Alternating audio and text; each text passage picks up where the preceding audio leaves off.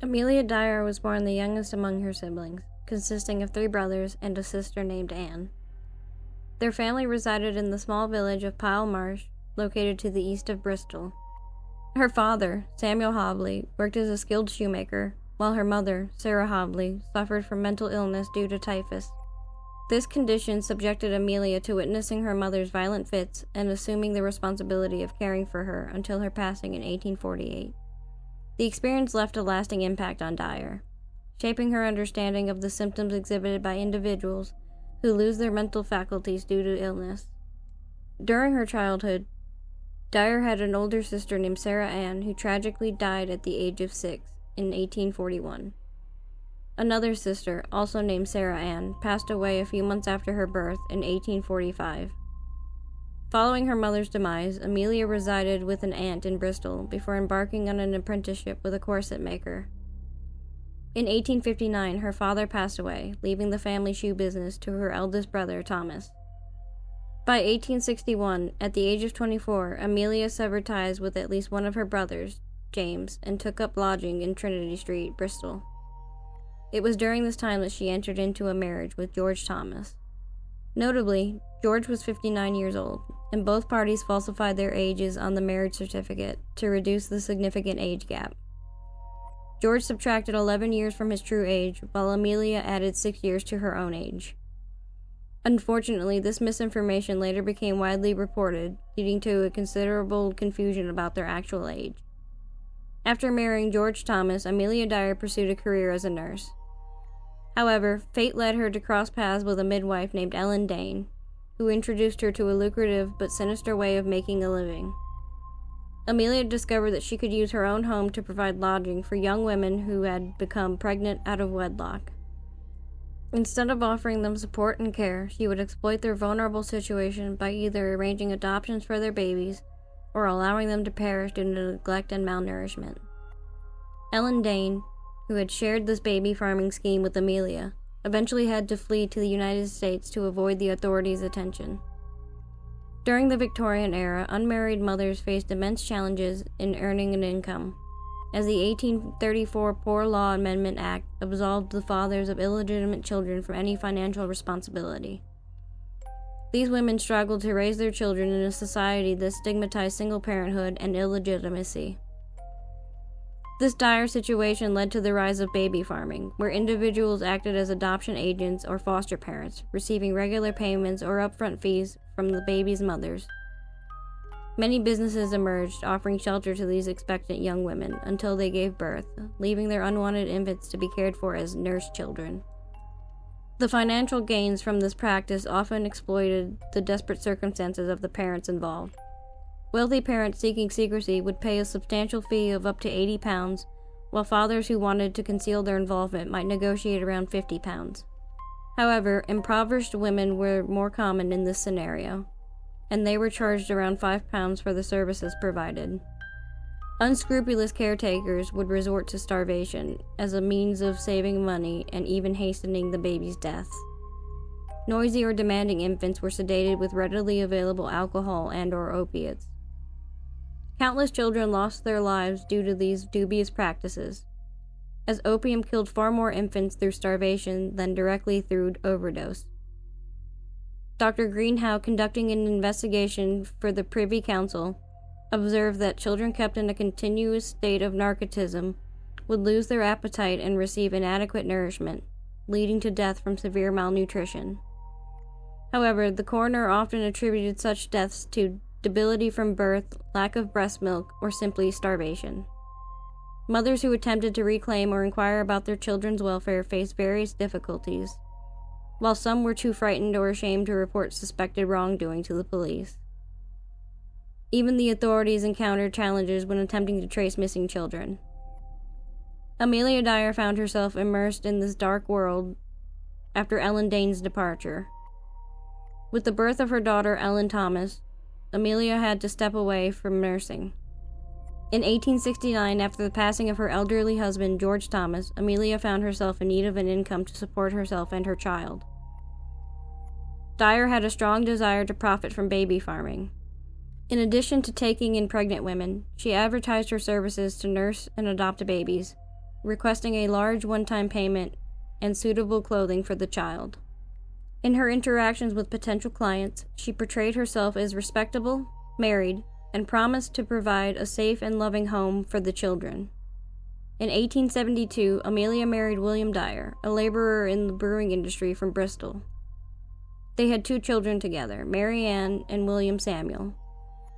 Eventually, Amelia separated from her husband. During her time as a baby farmer, Dyer decided to take a more sinister approach to save money and avoid inconvenience. Instead of allowing the infants to die naturally from neglect and starvation, he resorted to murdering them shortly after their arrival, allowing her to keep most, if not all, of the payment she received. For a while, Dyer managed to avoid attracting the attention of authorities. However, in 1879, she was finally apprehended after a doctor became suspicious of the unusually high number of child deaths under Dyer's care. Surprisingly, she was not charged with murder or manslaughter, but received a 6-month sentence of hard labor. The leniency of the punishment compared to lesser crimes of the time sparked astonishment among some, while others questioned Dyer's mental state, claiming that the experience had nearly destroyed her. Upon her release, Dyer attempted to resume her nursing career. However, her mental instability and suicidal tendencies led to multiple stays in mental hospitals. Curiously, these periods coincided with her disappearances, conveniently allowing her to avoid detection. As a former asylum nurse, Dyer knew how to manipulate her behavior to ensure a relatively comfortable existence as an inmate. Dyer's mental instability appeared to be exacerbated by her early involvement with alcohol and opium-based substances.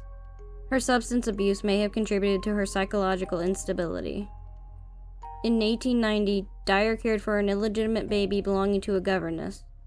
When the governess visited the child, she grew suspicious and checked for a birthmark on the baby's hip, which was absent. Prolonged suspicions by the authorities eventually led to Dyer experiencing or feigning a breakdown. At one point, she attempted suicide by consuming 2 bottles of laudanum, but her long-term opium use had developed her tolerance, allowing her to survive. Despite these setbacks, Dyer returned to baby farming and murder. Recognizing the risk of involving doctors to issue death certificates, she began disposing of the bodies herself. The dangerous nature and scale of her activities attracted unwanted attention from the police and parents searching for their children. To evade suspicion and regain anonymity, Dyer and her family frequently moved to different towns and cities, always assuming new identities. In 1893, Dyer was released from her final stay at the Somerset and Bath Lunatic Asylum near Wells. Unlike her previous breakdowns, this experience was particularly unpleasant, leading her to avoid any future commitments to asylums. 2 years later, she relocated to Caversham, Berkshire, accompanied by an unwitting accomplice named Jane Smith, whom Dyer had recruited from a brief period in a workhouse. Dyer's daughter, Mary Ann, known as Polly, and son-in-law, Arthur Palmer, also joined them. They later moved to 45 Kensington Road, Berkshire, during the same year. Dyer convinced Smith to pose as her mother in front of unsuspecting women who entrusted their children to her, attempting to present a caring mother-daughter image. In January of 1896, Evelina Marmon, a popular 25-year-old barmaid, gave birth to a baby girl named Doris in a boarding house in Cheltenham. Being unmarried, she decided to seek adoption for her daughter and placed an advertisement in the miscellaneous section of the Bristol Times and Mirror newspaper. Her ad simply stated, "Wanted, respectable woman to take a young child." Marmon's intention was to go back to work and eventually reclaim her child. Coincidentally, next to her advertisement, there was another one that caught her attention. It read, "Married couple with no family would adopt a healthy child, nice country home. Terms, £10. Marmon responded to the ad addressed to Mrs. Harding, and a few days later she received a reply from a woman named Dyer. The letter, purportedly from Oxford Road in Reading, stated that Mrs. Harding would be glad to provide a loving home for a baby girl and expressed a desire for companionship and the comfort of having a child. Dyer described herself and her husband as plain, homely people of modest means, but with a genuine fondness of children. She assured Marmon that her daughter would be cared for and loved in their home.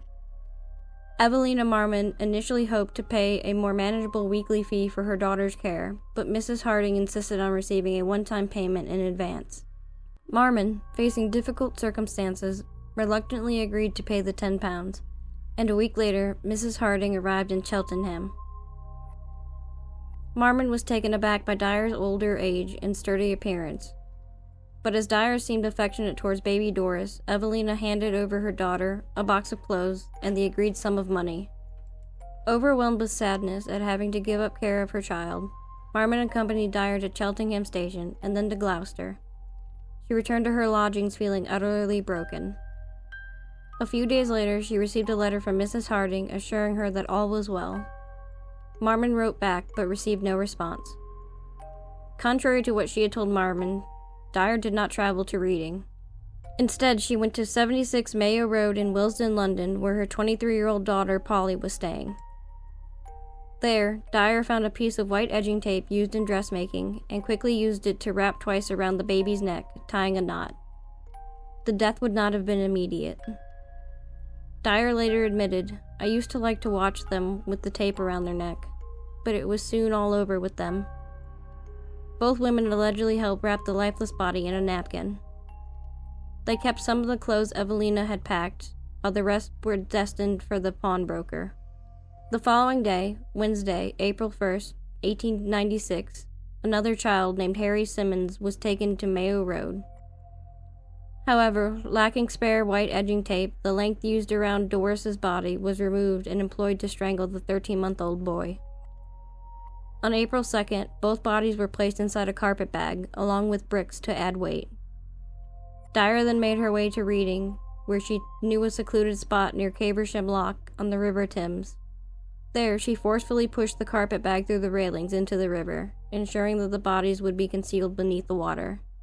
Unbeknownst to Amelia Dyer, a chilling discovery took place on March 30th, 1896.